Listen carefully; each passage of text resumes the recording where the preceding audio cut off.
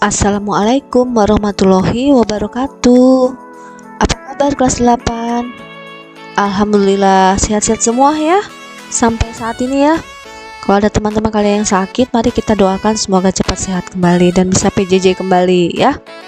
Baik, hari ini PJJ kita adalah pendidikan Pancasila dan kewarganegaraan bersama saya Ibu Dewi Eka ya. Kita langsung masuk materi bab 1 ya. Judul bab 1 adalah Pancasila sebagai dasar negara dan pandangan hidup bangsa. Ya, Pancasila sebagai dasar negara dan pandangan hidup bangsa. Masih ingat tentang bagaimana lahirnya Pancasila? PPKN kelas 7 masih ingat? Coba dibuka lagi LKS-nya atau bukunya kelas 7, diingat lagi ya. Karena ini kita bertemu lagi dengan kata Pancasila ya.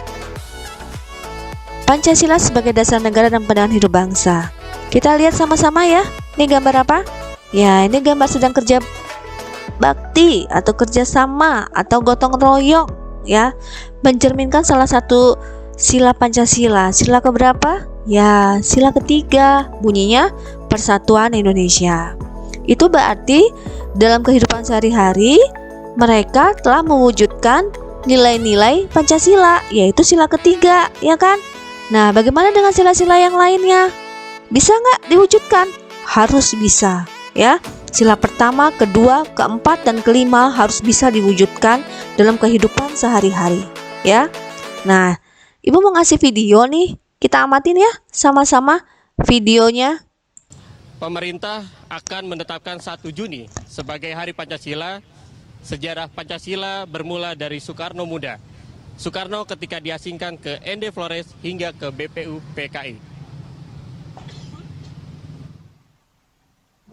Sejarah takkan melupakan 1 Juni 1945 ketika Soekarno menyampaikan rumusan 5 sila dasar negara Republik Indonesia dalam pidato monumental di hadapan sidang BPU PKI atau Badan Penyelidik Usaha Persiapan Kemerdekaan Indonesia. Selama karir politik Soekarno, sejak ia di Bandung, ia gencar menyatakan dan menegaskan pentingnya persatuan bagi Indonesia. Bhinneka Tunggal Ika, berbeda-beda tetap satu, seperti yang dikutip dari Kakawin Sutasoma, karangan Empu Tantular. Momen 1 Juni 2016 adalah momentum pelurusan sejarah. Sejarah yang pernah dibengkokkan, dimanipulasi pemerintahan Orde Baru era Soeharto. Seperti melalui penataran P4 hingga desoekarnoisasi, masa di mana peran Soekarno dijauhkan, dikecilkan dari sejarah Indonesia. Sejarah masih mengingat ketika Orde Baru merubah nama Stadion Gelora Bung Karno menjadi Stadion Utama Senayan. Kemudian sejarawan Orde Baru menyatakan bahwa tokoh yang mencetuskan Pancasila bukan Bung Karno, melainkan Muhammad Yamin, dan itulah desoekarnoisasi. Tak terbantahkan, dari catatan sejarah, Soekarno adalah pencetus Pancasila. Sejarah mengingat ketika Soekarno berjuang meyakinkan anggota sidang BPU PKI, termasuk dari kalangan Islam, dengan orasi dan pidato khasnya untuk setuju menerima Pancasila sebagai dasar negara. Sejarah juga mengingat ketika Bung Karno membawa Pancasila ke dunia melalui pidato di Amerika Serikat 17 Mei 1956. We had proclaimed our independence in August 45. We attached as preamble to our constitution the Pancasila, the 5 guiding principles of our national life. First, believe in God.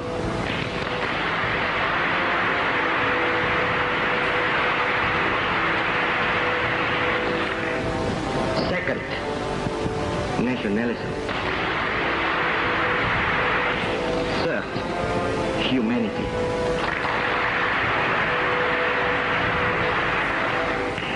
Fourth, democracy.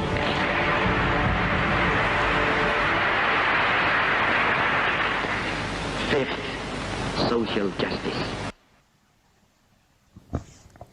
Manusia mati, tapi ide takkan pernah mati. Pancasila ada bagi Indonesia untuk menjawab tantangan zaman. Indonesia negara kepulauan terbesar di dunia dengan lebih dari 17.000 pulau dan ragam bahasa budaya rentan dengan konflik.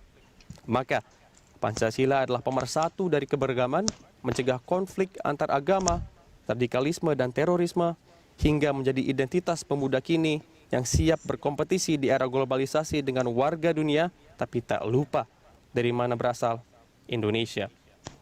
Belajar dari masa lalu, maka sudah saatnya Pancasila selalu menjadi pedoman dalam tujuan hidup, bukan Pancasila sekadar pajangan di dinding sekolah dasar atau tertulis di buku sejarah, tetapi diwujudkan, diterapkan nilai-nilainya, karena Pancasila adalah penjawab tantangan zaman. Andika Perdana, Berita 1, Jakarta.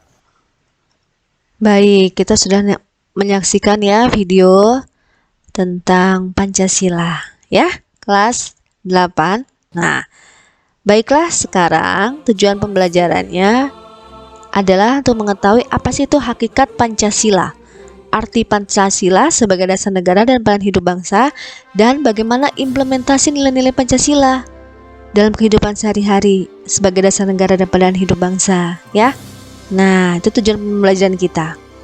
Nah, hakikat Pancasila, fungsi Pancasila, pengertian Pancasila, dan proses penetapan Pancasila sebagai dasar negara. Masih ingat materi kelas 7 ya? Nah, untuk itu ada tugas PJJ nih. Silakan, ada 4 soal ya. Seperti biasa, kirim jawaban dan foto diri lagi mengerjakan ya. Semangat kelas 8 ya. Selamat mengerjakan. Assalamualaikum warahmatullahi wabarakatuh.